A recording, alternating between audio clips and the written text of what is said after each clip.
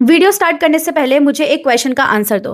कितनी बार आपके साथ ऐसा होता है कि कोई एग्जाम देकर निकले हो एंड देन आप सोच रहे हो कि आपके उस एग्जाम में समथिंग मार्क्स आ जाएंगे, बट जैसे ही रिजल्ट आपके सामने आता है तो वो मार्क्स कम होते हैं। ये आप कितनी बार ऑब्जर्व करते हो और ये गैप कितना होता है? ऑनेस्टली मुझे कमेंट्स में जरूर बताना। इसी गैप को खत्म करने के लिए आपको ये समझना पड़ेगा कि एग्जाम में आपको आंसर्स लिखने कैसे हैं, सो दैट जो आपके माइंड में नॉलेज है वो करेक्टली आपके आंसर्स में रिफ्लेक्ट हो पाए और आपको पूरे मार्क्स मिल पाए। तो वीडियो को लास्ट तक देखना to know all the tips, the mistakes that you are doing during writing your answers in your exam. तो देखो होता क्या है, जब भी आपके आंसर शीट्स चेक होती है तो एग्जामिनर के पास एक मार्किंग स्कीम आती है जो कि कुछ इस तरीके की दिखती है। इसी मार्किंग स्कीम के अकॉर्डिंग आपके आंसर्स चेक होते हैं। अब अगर आपके आंसर्स इस मार्किंग स्कीम से मैच नहीं करेंगे तो एग्जामिनर चाह कर भी आपको पूरे मार्क्स नहीं दे पाएंगे। तो लेट्स टॉक अबाउट कि आपको अपने आंसर्स लिखने कैसे हैं। सबसे पहला पॉइंट हमारे पास आता है सीक्वेंस ऑर्डर। आई नो आपने हमेशा यही सुना है कि जो आपको आंसर सबसे अच्छे तरीके से आते हैं वो आपको सबसे पहले अटेम्प्ट करने हैं। देखो इसमें कुछ गलत भी नहीं है, बट जरा आप सोचो कि अगर आपके पास कोई ऐसी शीट आती है जिसमें पहले क्वेश्चन नंबर 1 किया हुआ है, देन 23, फिर 17 पर आ गया, फिर 21 पे पहुंच गया, फिर 7 पर आ गए हैं, तो थोड़ा सा आपको डिफिकल्टी होगी उस आंसर शीट को चेक करने के लिए। बेसिकली आपका मोटिव ये है कि आप एग्जामिनर के सामने अपनी आंसर शीट को बहुत क्लियरिटी से प्रेजेंट करो, सो दैट उनको कोई मेहनत ही ना करनी पड़े आपके आंसर्स को चेक करने के लिए। तो हो सके तो आप अपने सीक्वेंस ऑर्डर को फॉलो करो। एंड हो सकता है कि आप लॉन्ग आंसर्स में नहीं कर पा रहे हो फॉलो, बट एटलीस्ट ट्राई कि एमसीक्यूज और असर्शन रीजन के जितने भी क्वेश्चंस हैं वो एक सीक्वेंस में ही आंसर करो। ऐसा नहीं है कि 2 एमसीक्यू इधर कर दिए, 2 एमसीक्यू आंसर के बीच में एंड 2 एमसीक्यूज लास्ट में, थोड़ा देखने में अच्छा नहीं लगता है। नेक्स्ट हमारा पॉइंट है नो अननेसेसरी रीजनिंग। देखो आप 12th क्लास का एग्जाम देने जा रहे हो, चाहे फिजिक्स का पेपर दो, चाहे केमिस्ट्री का दो, चाहे मैथ्स का दे रहे हो, जितना भी आपको क्वेश्चन में पूछा गया है प्लीज आंसर दैट ओनली। इस पेपर के क्वेश्चन नंबर 17 के ए पार्ट में देखो, जो इसका फर्स्ट पार्ट है, इसमें साफ साफ लिखा हुआ है that you have to give the reason और द एक्सप्लेनेशन। तो आपको यहाँ पर एक या 2 लाइन की एक्सप्लेनेशन देनी होगी, क्योंकि एक्सप्लेनेशन के आपके हाफ मार्क्स वहां पर मेंशन है। बट अगर आप देखो क्वेश्चन नंबर 31 के ए पार्ट में, तो यहाँ पर you don't need to write any explanation, just write down the answer. तो यही डिफरेंस होता है, आपको पता होना चाहिए कि आपको कितना आंसर लिखना है और किस तरीके से लिखना है। थर्ड पॉइंट है स्टेप मार्किंग। ऑब्वियसली बोर्ड्स में ये मुझे बताने की जरूरत नहीं है, आप सभी को पता है स्टेप मार्किंग होती है। तो अगर सपोज करो आपके पास कोई न्यूमेरिकल आ गया है, फॉर एग्जाम्पल क्वेश्चन नंबर 22, अब ये क्वेश्चन है relative lowering of vapour pressure का, तो अगर आपने इसका आंसर इस तरीके से लिखा, आपको पूरे मार्क्स नहीं मिलेंगे। आपको पूरा स्टेप दिखाना होगा, फॉर्मूला यूज्ड दिखाना होगा, किस तरीके से आपने फॉर्मूले में पुट किया है एंड कैलकुलेशंस की है, देन लास्ट में अपना आंसर्स रिपोर्ट करो। तो yes, steps are very very important.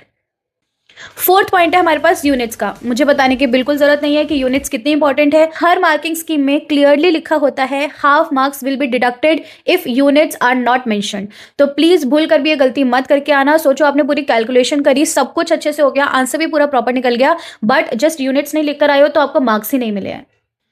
Fifth point है हमारे पास केमिकल टेस्ट वाले क्वेश्चंस। देखो केमिस्ट्री में इस टाइप के क्वेश्चंस आपके पास बहुत होते हैं। Just look at this question number 32 है। यहाँ पर बोला गया है कि आप इन दोनों कंपाउंड्स को किस तरीके से डिस्टिंग्विश करोगे, किस केमिकल टेस्ट से। अब मोस्ट ऑफ द स्टूडेंट्स इसका आंसर क्या लिख के आएंगे, we can distinguish it by this test. कोई भी आप टेस्ट ले लो, सपोज आइडोफॉर्म, कि आप आइडोफॉर्म से आप इसका डिस्टिंग्विश कर सकते हो। वहीं पर आपके आधे नंबर कट जाएंगे। आप सोचोगे मैं तो टेस्ट का नाम लिख कर आया हूँ, मेरे तो कोई मार्क्स नहीं करने चाहिए, बट एक्चुअल में इसका आंसर इस तरीके से लिखना होगा। सबसे पहले केमिकल टेस्ट एंड देन जो कंपाउंड पॉजिटिव दे रहा है उसका नाम एंड देन जो कंपाउंड नेगेटिव दे रहा है उसका नाम। हो सके तो केमिकल रिएक्शन भी लिखकर आ जाना, विन विन सिचुएशन होगी। देखो 6 पॉइंट ऐसा पॉइंट है जो आपको बिना क्वेश्चन सही गलत किए भी पूरे मार्क्स दे सकता है। वो है अगर आपको लगता है कि क्वेश्चन पेपर में कोई क्वेश्चन मिस प्रिंट है या फिर गलत लिखा हुआ है, आप उस क्वेश्चन को बिल्कुल भी छोड़कर नहीं आओगे। सीबीएसई की मार्किंग स्कीम में क्लियरली मेंशन होता है कि अगर कोई मिस प्रिंटिंग है या फिर कोई क्वेश्चन गलत दिया हुआ है तो आपको पूरे मार्क्स देने हैं स्टूडेंट को if student attempts the question. Doesn't matter गलत है या सही है, अगर अटेम्प्ट किया हुआ है और सीबीएसई वालों की मिस्टेक है, आपको पूरे मार्क्स मिलेंगे। 7th पॉइंट इंक्रीजिंग और डिक्रीजिंग ऑर्डर। भाई मैंने कितने स्टूडेंट्स को देखा है, जब इंक्रीजिंग ऑर्डर पूछा जाए तो डिक्रीजिंग ऑर्डर लिखकर आ जाते हैं, डिक्रीजिंग पूछा जाए तो इंक्रीजिंग लिखकर आते हैं। 8th पॉइंट जो आपकी प्रेजेंटेशन को बहुत बहुत बहुत इंपॉर्टेंट बनाता है वो है अंडरलाइन द कीवर्ड्स। सपोज करो डीएनएफ ब्लॉक में आपके पास कोई क्वेश्चन आता है ट्रांजिशन मेटल की प्रॉपर्टी से रिलेटेड। अब वहां पर कोई ना कोई तो ऐसा पर्टिकुलर वर्ड होगा जिसको एग्जामिनर ढूंढ रहे हैं, for example number of unpaired electrons. तो अगर वो वर्ड आपके आंसर में इंपॉर्टेंट है तो आप उसको अंडरलाइन कर सकते हो, वो आपके आंसर को अलग ही रिफ्लेक्ट करके दिखाएगा। ऑल्सो टीचर का टाइम सेव होगा आपके आंसर शीट को चेक करने के लिए और उनका मूड लिफ्ट हो जाएगा। अब 9th पॉइंट सुनो। क्या होता है, हमें व्हाट्सएप की, इंस्टाग्राम की इतनी ज्यादा हैबिट पड़ चुकी है कि जब हम एक्चुअली में आंसर्स लिख रहे होते हैं तब भी हम मैसेज लैंग्वेज का यूज करते हैं, शॉर्टकट वर्ड्स का यूज करते हैं। जैसे अकॉर्डिंग को लिखेंगे ACC, रिएक्शन को लिखेंगे RXN। जब भी आप अपने बोर्ड के आंसर्स लिख रहे हो या किसी भी एग्जाम के आंसर लिख रहे हो, do not use such shortcuts please. ये बहुत इरिटेटिंग लगता है टीचर्स को देखने के लिए कि आप रिएक्शन को RXN लिख कर आ रहे हो, अकॉर्डिंग को ACC लिख कर आ रहे हो। इट फील्स लाइक कि आप कोई एफर्ट्स ही नहीं डाल रहे हो अपने आंसर्स में। तो ऐसा नहीं करना है, प्रॉपरली वर्ड लिखो जो वहां पर इंपॉर्टेंट है, जो वहां पर नीडेड है।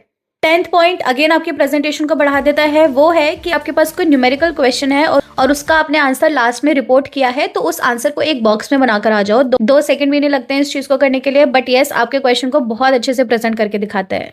11th पॉइंट है, सभी क्वेश्चंस अटेम्प्ट करने हैं। डजंट मैटर, अगर आपके पास सपोज करो आपको 8 क्वेश्चंस आते हैं और टोटल 10 क्वेश्चंस थे, 2 क्वेश्चन में कोई ना कोई प्रॉब्लम आ रही है, बट कुछ ना कुछ तो टॉपिक से रिलेटेड आता होगा ना। आई एम नॉट सेइंग कि कोई गाना लिख कर आ रहे हो वहां पर या फिर कोई रैप सॉन्ग लिख के आ रहे हो, ऐसा नहीं करना है। But yes something related to that topic, if you know कि उस आंसर में पुट हो सकता है कहीं ना कहीं, तो आप उस आंसर को जरूर अटेम्प्ट करके आओ, खाली कुछ नहीं छोड़ना है। Last point, right all the question numbers correctly. इतनी ज्यादा मिस्टेक होती है स्टूडेंट्स की, वो क्वेश्चन नंबर 12 का आंसर कर रहे हैं बट वहां पे लिखा हुआ है आंसर नंबर 11। क्वेश्चन नंबर अलग है और जिसका आप आंसर दे रहे हो वो क्वेश्चन अलग है। टीचर इस मिस्टेक को बिल्कुल भी कंसिडर नहीं करते हैं, बिल्कुल भी वो लीनियंट नहीं होते हैं इस मिस्टेक के लिए। अगर आपने क्वेश्चन नंबर अलग लिखा है और आंसर अलग उसका दिया है, वहीं पे आपके मार्क्स कट जाएंगे। सोचना भी मत कि आपको कोई मार्क्स मिल सकते हैं। तो इन सभी पॉइंट्स का ध्यान में रखना जब आप अपना आंसर दोगे। Right your answers neat and clean, कोई बुलशिट नहीं, कुछ एक्स्ट्रा चीज नहीं, just give the answers as they asked. And yeah, all the very best for your board exams and I hope it helps.